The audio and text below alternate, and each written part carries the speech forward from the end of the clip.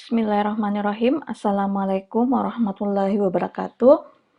Pada kesempatan ini kita akan melanjutkan materi kita pada mata kuliah Big Data, di mana untuk hari ini kita akan membahas mengenai Hadoop Distributed File System atau HDFS. Nah, untuk pembahasan mengenai HDFS ini akan kita bagi dalam beberapa subtopik.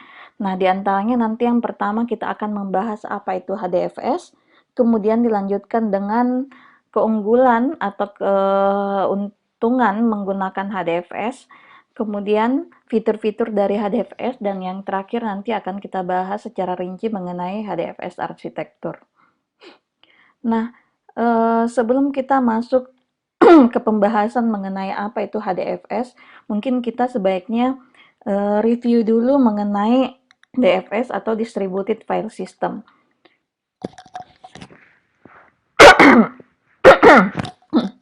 Untuk Distributed File System, sebenarnya ini kita berbicara mengenai managing data atau pengaturan data. Seperti misalnya data itu baik berupa file atau folder yang kita simpan dalam beberapa perangkat komputer ataupun server. Nah, dengan kata lain, untuk DFS ini sendiri ini mengizinkan kita untuk menyimpan data ke dalam beberapa node atau mesin di dalam satu cluster, dan memungkinkan juga multiple user untuk mengakses data tersebut.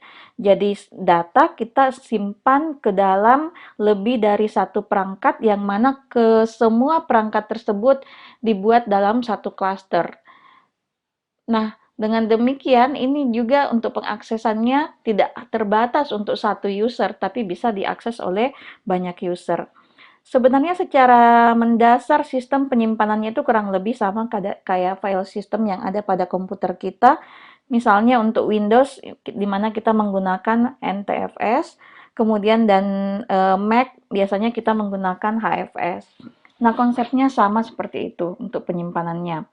Perbedaan yang mendasar di sini adalah pada komputer kita hanya menggunakan satu perangkat, sedangkan pada distributed file system beberapa perangkat kita gabungkan ke dalam satu cluster untuk sama-sama bekerja sama dalam penyimpanan file. Seperti itu. Nah, kemudian apa itu HDFS? Setelah mengenal DFS, kemudian HDFS apa gitu ya. Mungkin itu pertanyaan yang muncul di benak kalian. Nah, untuk HDFS ini sebenarnya adalah Hadoop Distributed File System, di mana merupakan salah satu teknologi dalam Distributed File System yang berbasis Java. Nah, untuk Hadoop ini sendiri ini mengizinkan kita untuk menyimpan data yang besar pada multiple node atau mungkin multiple mesin, yang mana multiple node atau mesin ini tergabung dalam Hadoop cluster. Jadi ketika kita menginstal Hadoop, itu kita akan mendapatkan HDFS gitu ya, sebagai pelayanan atau untuk media penyimpanan, yang mana proses penyimpanannya itu memberlakukan sistem terdistribusi atau di dalamnya terimplementasi lingkungan distributed gitu, lingkungan terdistribusi. Jadi bisa kita ambil contoh, misalnya nih, ini untuk ilustrasi ya. Kita punya satu perangkat mesin yang mana masing-masing perangkat itu mempunyai kapasitas harddisk 1 tera. Nah, sekarang dalam HDFS gitu ya, jadi kalau tadi ada 10 mesin komputer dengan masing-masing mesin itu memiliki harddisk 1 tera, nah di dalam HDFS bayangan kita mempunyai suatu teknologi atau perangkat dengan kapasitas harddisknya itu bisa sampai 10 tera. Seperti itu. Jadi sangat besar ukurannya dibandingkan tadi ya, kalau misalnya hanya menggunakan satu perangkat 1 tera, setelah kita gabung maka kita bisa bayangkan kalau kita sudah mempunyai kapasitas penyimpanan HDFS sebesar 10 tera. Nah, dengan demikian, pada HDFS ini juga selain terdistribusi, masing-masing mesin itu bisa menyimpan data dalam berbagai bentuk atau dalam berbagai jenis data. Nah, sekarang keuntungan apa dengan konsep teknologi seperti ini? Keuntungan apa yang bisa kita dapatkan dari HDFS? Yang pertama, distributed storage-nya. sebagai ilustrasi tadi kita punya 10 perangkat. Yang mana 10 perangkat kita gabung dalam satu klaster. Maka di sini ketika kita masuk ke Hadoop-nya seakan-akan kita dipertemukan oleh mesin yang besar dengan kapasitas 10 storage. Meskipun sebenarnya masing-masing dari mesin ini hanya bisa memberikan atau berkontribusi 1 tera. Nah, tapi yang kita rasakan sebagai di dalam Hadoop-nya itu kita mempunyai perangkat atau teknologi Hadoop dengan kapasitas 10 tera. Nah, untuk penyimpanan nantinya itu akan disimpan kepada masing-masing node atau masing-masing mesin yang ada dalam cluster tersebut. Nah, itu makanya disebut sebagai distributed storage. Keuntungan yang kedua adalah distributed dan parallel computation. 10 komputer. Jadi kita tadi tetap menggunakan ilustrasi yang pertama. 10 komputer kita gabung gitu ya. Otomatis penyimpanan juga berada pada 10 komputer. Dengan demikian, proses komputasi atau pemrosesan itu juga berlangsung di 10 komputer. Jadi ibaratnya kita punya analogi seperti ini. Kalau misalnya kita punya data 1 tera, yang mana kita simpan pada satu node dan diproses pada node tersebut, maka kira-kira pemrosesannya itu menghabiskan waktu 43 menit. Itu ilustrasi kita, analogi kita. Nah, kira-kira kalau proses ini kita pindahkan ke dalam 10 node, bagaimana kira-kira untuk waktu pemrosesannya? Apakah lebih lambat atau misalnya lebih lama? Nah, asumsi tadi ketika kita membagi data atau penyimpanan data 1 tera yang tadinya hanya berada pada satu node, kita distribusikan ke 10 node dan kita lakukan pemrosesan di masing-masing node, maka seharusnya kita bisa menghemat waktu 10 kalinya.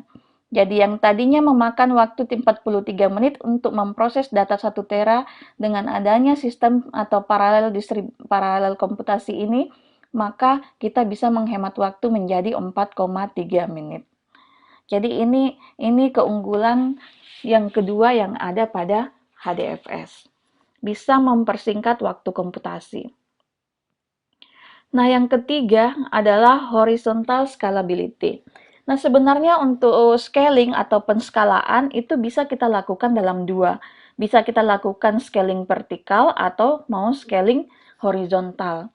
Nah, sekarang kita bahas dulu scaling vertikal. Jadi scaling vertikal atau biasanya kita sebut scaling up, ini sebenarnya kita melakukan pengembangan dengan menambah kapasitas dari perangkat. Gitu. Jadi kita upgrade perangkatnya, apakah itu kita mau upgrade RAM-nya atau kita mau upgrade CPU-nya untuk bisa bekerja lebih powerful dibandingkan sebelumnya. Jadi ini untuk scaling vertikal ini lebih ke mengupgrade perangkat node itu sendiri. Nah, pada scaling vertikal tentunya untuk mengupdate RAM atau CPU atau mengupgrade hardware itu ada beberapa tantangan di dalamnya. Yang pertama, kita tahu kalau masing-masing perangkat itu terbatas untuk bisa di-upgrade. Jadi misalnya kita upgrade RAM-nya dari 16 GB menjadi 32 GB, itu mungkin bisa jadi akan suatu saat sudah terbatas, tidak bisa lagi kita upgrade. Jadi upgrade perangkat itu sebenarnya sangat terbatas. Tidak bisa secara terus-menerus, secara berkala, seiring dengan besarnya data yang akan kita olah, terus kita mau upgrade perangkat terus-menerus. Misalnya menambahkan RAM-nya terus-menerus, menambahkan CPU-nya terus-menerus, itu tidak bisa. Karena masing-masing perangkat mempunyai batasannya. Nah, tantangan yang kedua, ketika kita melakukan scaling vertikal atau vertical scaling, itu kita harus mematikan perangkatnya. Jadi kita harus off-kan perangkat, istirahatkan, kemudian kita upgrade komponen yang ada di dalamnya. Nah, ini dengan mematikan perangkat, kemudian kita upgrade, dan setelah di-upgrade kita nyalakan lagi, kita aktifkan lagi, maka di situ ada waktu henti, atau ibaratnya waktu tunda. Jadi ada di mana proses berhenti bekerja pada perangkat itu. Nah, ini menjadi tantangan tersendiri kalau kita melakukan scaling vertikal. Nah, yang kedua ditawarkan adalah scaling horizontal. Nah, ini yang berlaku pada HDFS. Seperti apa scaling horizontal itu? Jadi kita menambahkan not tanpa mengganggu not-not yang sudah bekerja. Jadi misalnya sekarang kita punya analogi seperti ini. Sekarang untuk proses yang ada di dalam HDFS itu bisa diatasi menggunakan 3 not misalnya. Nah, seiring berjalannya waktu, kita butuh menambahkan not-not supaya bisa mengolah gitu ya, mengolah pertambahan data. Jadi misalnya kita butuh menambahkan 3 not. Nah, jadi penambahan 3 not ini tidak harus dengan menghentikan berjalannya kerja dari 3 not sebelumnya. Gitu. Jadi ini namanya scaling horizontal scalability atau horizontal scaling. Kita kembangkan secara horizontal. Jadi berikut-berikutnya nanti di sini hanya akan ada tumpukan beberapa not gitu ya, yang terus kita tambahkan seiring dengan bertambahnya kebutuhan dalam pemrosesan data. Dan tidak harus mengganggu dengan not yang sudah bekerja. Jadi kita lakukan penambahan tidak harus menghentikan not yang sudah bekerja. Jadi ini keuntungan dalam horizontal scalability dan itu bisa dijalankan atau diimplementasikan pada HDFS.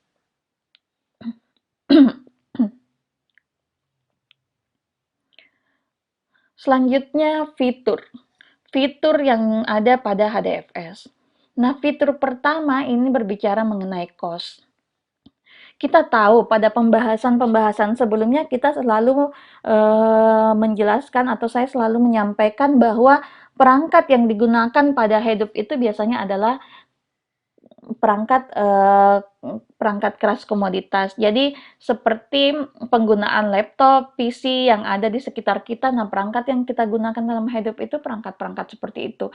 Kita tidak butuh untuk membeli perangkat yang powerful, misalnya memang peruntukannya untuk menyimpan misalnya kayak data center yang digunakan pada data center dan lain-lain. Nah, pada HDFS tidak.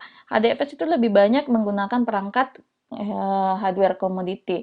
Jadi kalau kita perlu untuk menambah perangkat, nah kita hanya membeli perangkat hardware commodity yang tentunya harganya jauh lebih murah dibandingkan perangkat hardware yang high capability. Nah, yang kedua adalah variety dan volume data. Nah, ini adalah fitur. Nah, dalam penyimpanan gitu ya, dalam penyimpanan yang terus kita bisa gabungkan beberapa node dalam satu cluster, itu kita bisa mengatasi permasalahan volume dan juga variety data. Bedanya adanya variety data mulai dari yang terstruktur, semi-struktur, dan unstructured itu tidak menjadi hambatan pada Hadoop dalam penyimpanannya. Gitu ya. Begitu juga dengan volume yang besar. Seiring dengan pertambahan volume data, maka kita juga selalu bisa melakukan scaling horizontal kayak tadi kita tambah lagi perangkat node-nya, kita tambah node-nya untuk mengatasi data yang terus bertambah. Jadi ini adalah fitur yang kedua. Nah, yang ketiga terkait dengan reliability dan fault tolerance. Sebelumnya di pembahasan mengenai Hadoop saya sudah menjelaskan kalau di dalam HDFS itu sebenarnya ada dua komponen yang bekerja, ada name node dan ada data node. Nanti pada HDFS arsitektur juga kita akan bahas lebih rinci. Nah, intinya di dalam HDFS itu ada istilahnya beberapa node yang dihubungkan dalam satu cluster. Nah, penyimpanan data pada HDFS itu disimpan dalam bentuk blok-blok data. Di mana blok data ketika disimpan dalam cluster itu tidak ditempatkan pada satu node, tapi ditempatkan pada beberapa node secara terpisah. Dan juga name node yang ada pada HDFS itu akan melakukan proses replikasi.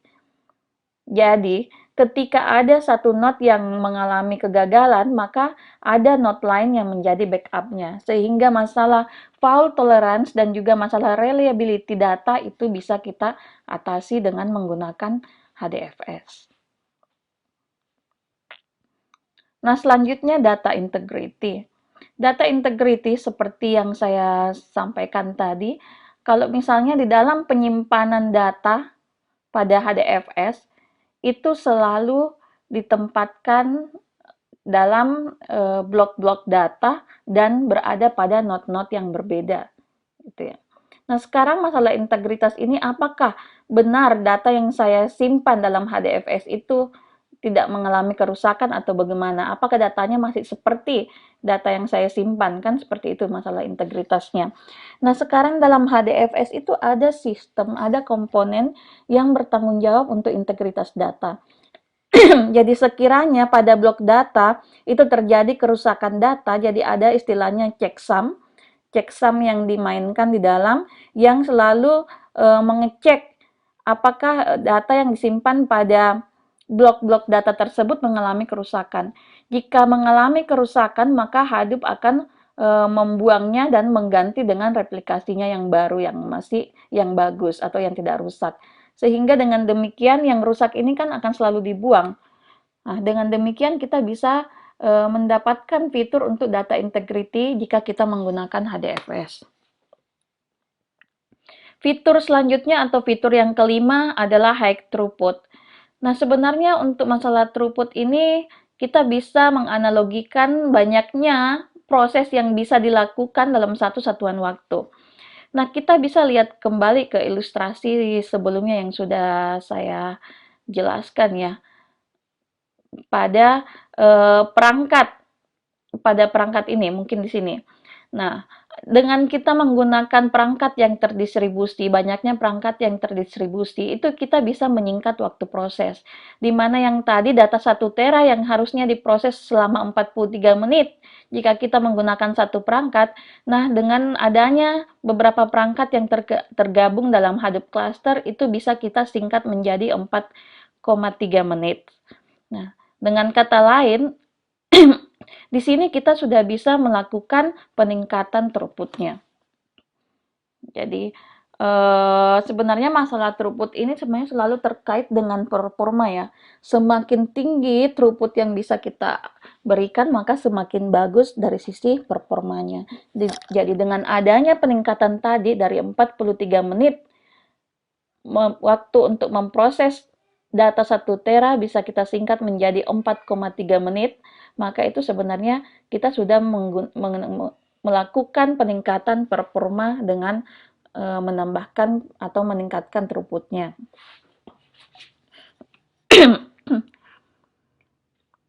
Fitur yang keenam yaitu data locality. Jadi, apa yang dimaksud dengan data locality? Nah, data locality pada HDFS itu bukan, ini juga pernah saya jelaskan pada Hadoop. Jadi pada HDFS itu sistemnya pemrosesan data itu tidak dilakukan dengan memindahkan data yang ada pada penyimpanan, kita pindahkan pada pemrosesan. Itu tidak seperti itu konsepnya. Jadi kalau misalnya pada teknologi tradisional, biasanya data yang kita bawa ke media pemrosesan, nah pada HDFS itu tidak seperti itu. Tapi di mana data disimpan, maka di situ data diproses. Sehingga dengan adanya data yang besar, kita bisa menghemat waktu. Proses pemindahan datanya itu bisa kita hemat, karena pada HDFS tidak ada pemindahan data.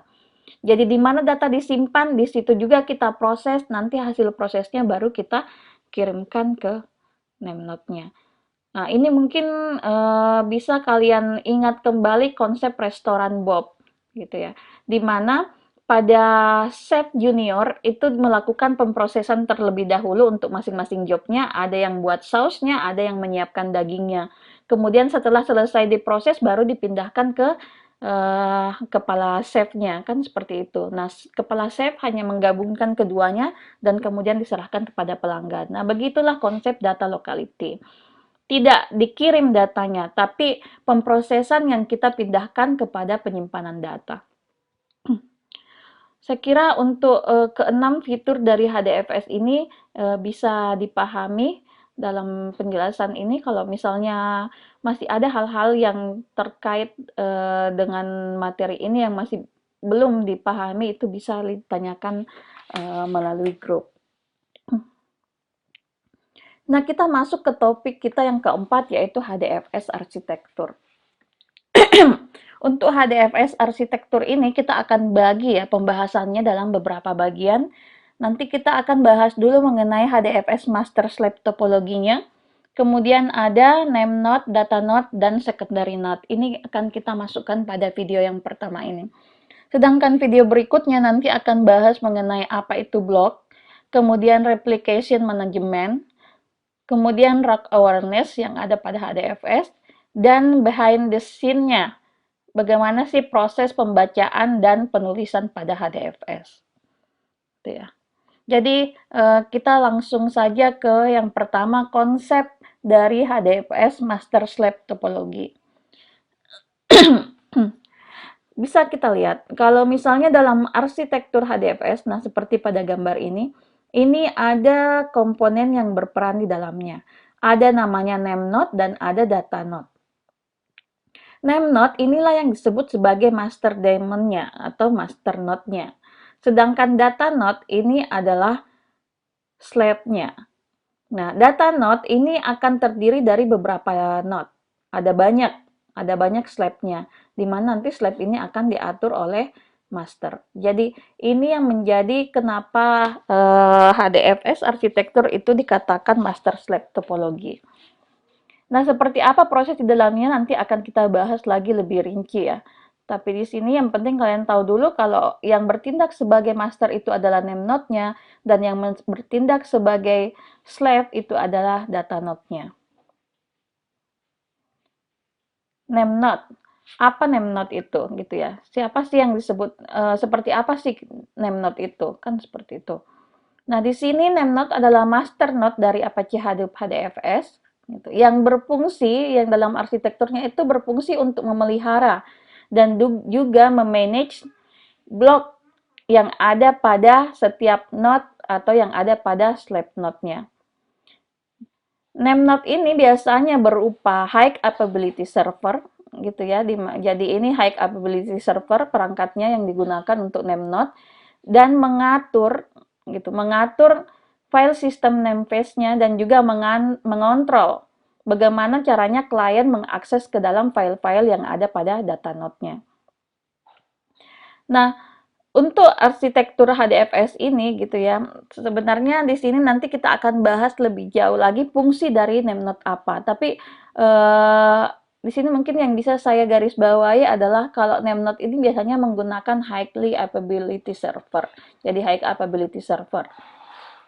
Karena dia fungsinya kepada manage-nya ya, memelihara dan memanage. Nah, apa saja fungsi-fungsi dari name node?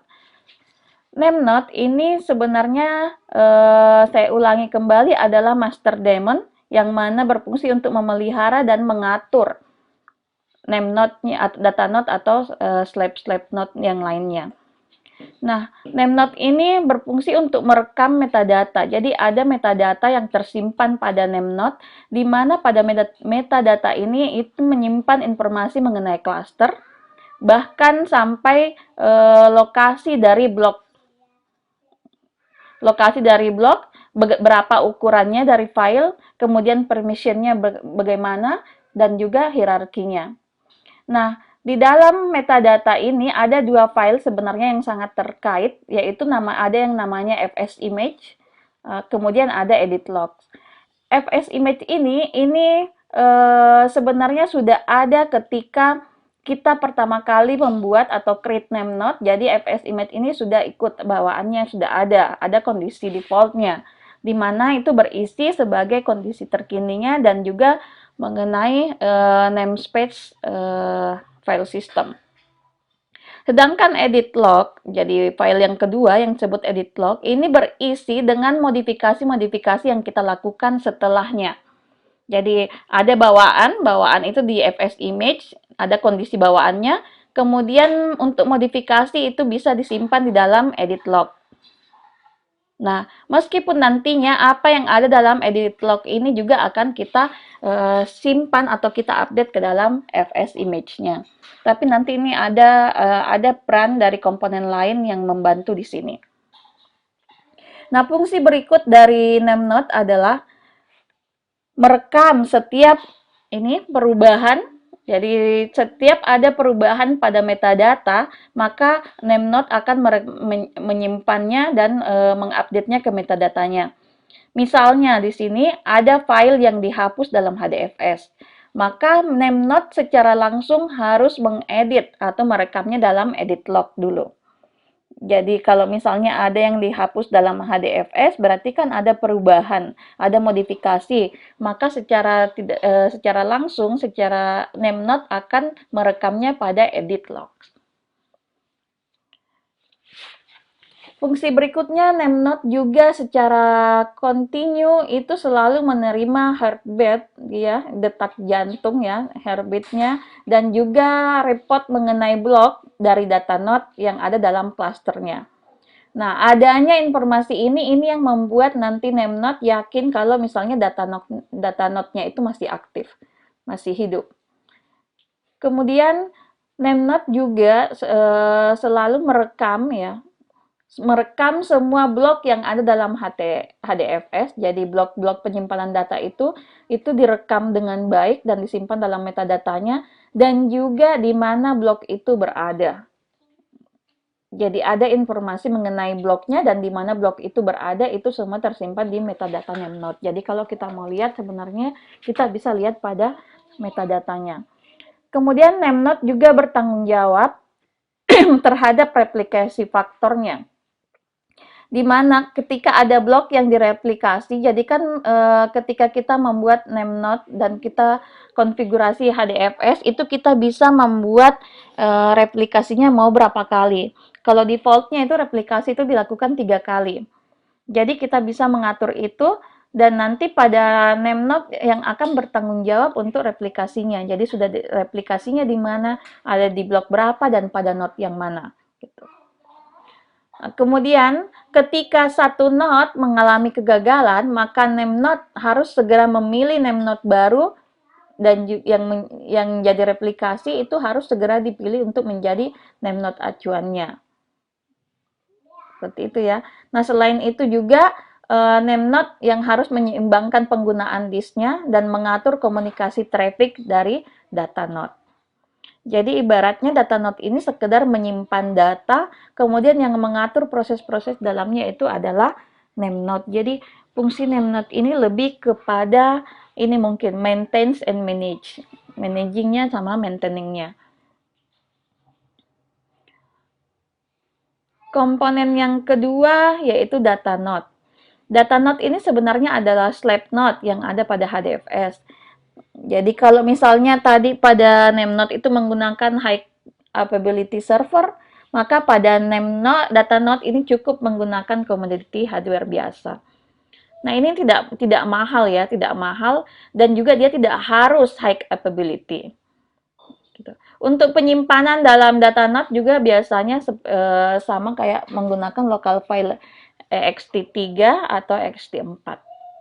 Jadi sebenarnya spesifikasinya sama dengan perangkat commodity hardware yang biasa kita gunakan. Nah, fungsi-fungsi yang ada dalam data node ini adalah slave daemon, di mana proses pemrosesannya itu berjalan pada setiap mesin slave-nya atau pada setiap node-nya. Nah, data yang tersimpan itu sebenarnya tersimpan pada data node. Data yang kita simpan dalam HDFS itu secara aktuali tersimpan di dalam data node-nya. Nah, untuk performanya dalam melakukan request read and write, data node ini hanya melakukan low level read and write request. Jadi kalau untuk terhadap kliennya ya, terhadap request kliennya. Nah, yang keempat fungsinya secara berkala juga mengirimkan heartbeat-nya dan juga kepada NameNode untuk melaporkan kondisi kesehatan dari HDFS secara keseluruhan. Nah, ini biasanya dikirimnya per 3 detik secara default.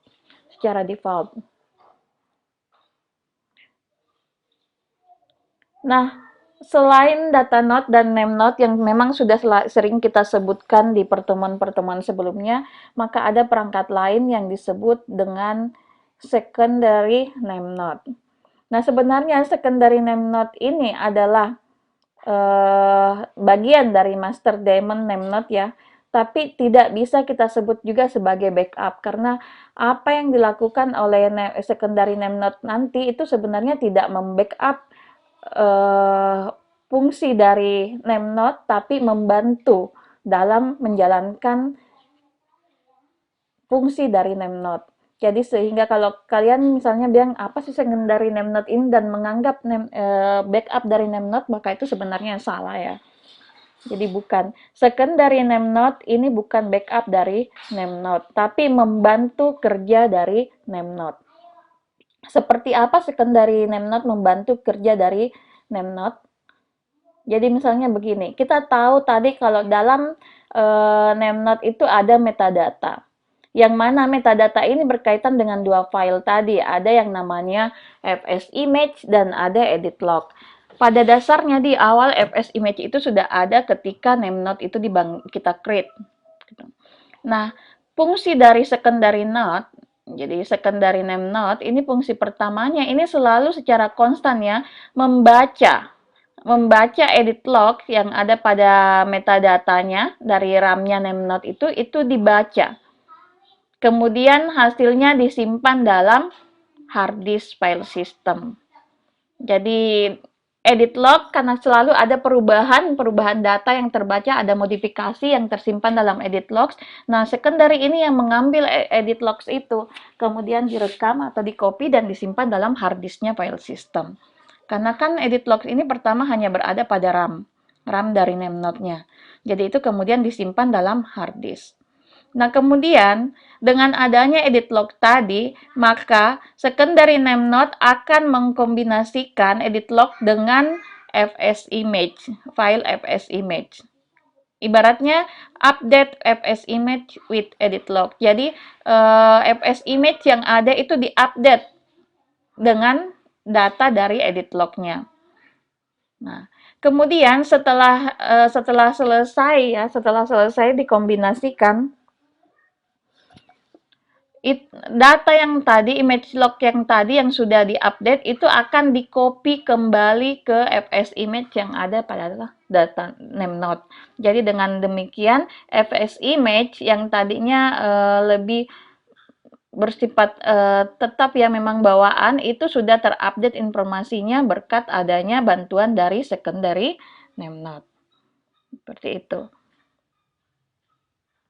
Jadi kenapa disimpan kembali ke fs image? Jadi misalnya suatu saat name node-nya akan bekerja lagi, maka dia akan bekerja berdasarkan fs image yang baru, bukan yang lama, gitu. Jadi itu mungkin sekedar penjelasan dari saya atau mungkin mengenai komponen yang ada dalam arsitektur HDFS, di mana ada name node, kemudian data node, dan yang ketiga ada secondary name node. Nah, sebelum kita lanjut ke komponen berikutnya yaitu blok, maka saya akhiri dulu untuk video kita yang pertama, nanti yang bloknya dan selanjutnya akan kita bahas pada video yang kedua.